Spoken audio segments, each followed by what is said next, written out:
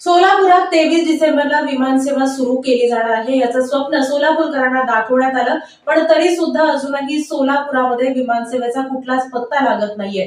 एकंदरीतच विधानसभेच्या अनुषंगानं फक्त लोकांना आश्वासनं दिली, पण हे आश्वासन मात्र सत्यात उतरू शकलं नाही. याचा अनोख्या पद्धतीनं निषेध नोंदवण्यात आलाय. 23 डिसेंबरपासून सोलापुरातून गोवा येथील फ्लाय 91 या विमान कंपनीनं सोलापूर ते गोवा, सोलापूर ते मुंबई अशी विमानसेवा सुरू होईल अशी औपचारिक घोषणा केली. दर आणि वेळापत्रक जाहीर केले. नागरी उड्डाण राज्यमंत्री मुरलीधर मोहोळ यांनी सुद्धा निवडणुकीच्या प्रचारादरम्यान सोलापुरात येऊन याची घोषणा केली, परंतु केवळ निवडणुकीत मतं मिळवण्यासाठी सोलापूरकरांची केलेली ही दिशाभूल.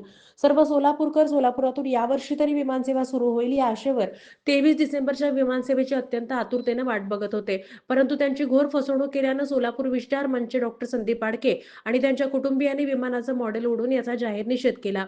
विमानसेवा सुरू न करण्यात अपयशी ठरल्यामुळे केंद्रीय नागरी उड्डाण मंत्री किनीरापू नायडू, राज्यमंत्री मुरलीधर मोहोळ आणि सोलापूरचे जिल्हाधिकारी कुमार आशीर्वाद यांनी त्यांची नैतिक जबाबदारी घेऊन आपले राजीनामे द्यावेत अशा आशयाचं पत्र प्रधानमंत्री कार्यालय आणि इतर सर्वांना डॉक्टर संदीप पाडके यांनी पाठवलेलं आहे.